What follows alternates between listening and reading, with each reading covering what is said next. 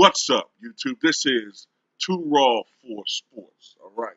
So, a lot of times when people talk about Michael Jordan in today's, some of the younger analysts, they tend to diminish his skill set. They tend to make him out to be more this athletic freak of nature, that got by on his physical gifts rather than any uh, hard work or dedication he put toward perfecting his craft or trying to perfect his craft. He even has some dimwits like Nick Wright who question even his athletic acumen.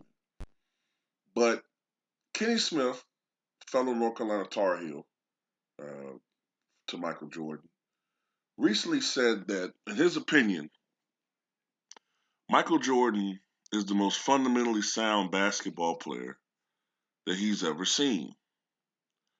And he spoke about this recently, and I'll put a link to uh, this article in the pinned comment in the comment section below. He said, quote, "The thing that Michael Jordan doesn't get the most credit for probably would be that he is the most fundamentally sound basketball player that ever lived.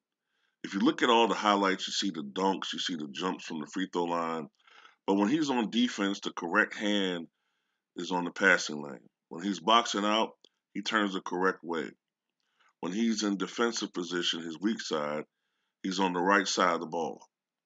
He's the most fundamentally sound basketball player who was the greatest athlete. Most guys who are super athletic don't do that. To me, that's the one thing he does not get credit for." Now, whether or not you believe that he's the most fundamentally sound or the most skilled or what have you, which is a different thing between fundamentally sound and great skill. But I get where he's going with this, Kenny Smith.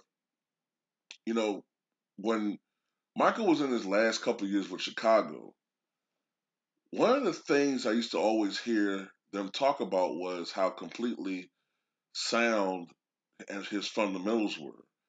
And I also used to hear people say that usually analysts would say that he and John Stockton had the highest basketball IQs in the game.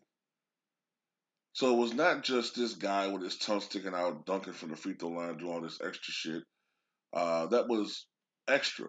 But the fundamentals, his IQ, his basic game and his knowledge and things he'd accumulated over the years is as well as his improved jump shooting and other things.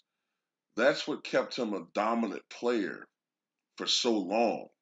I strongly believe that if he hadn't retired after age 35, I think he would have stayed a dominant player for a couple of more years until he was about 37 or 38 years old. Because as we saw, Ron Artest can attest to this.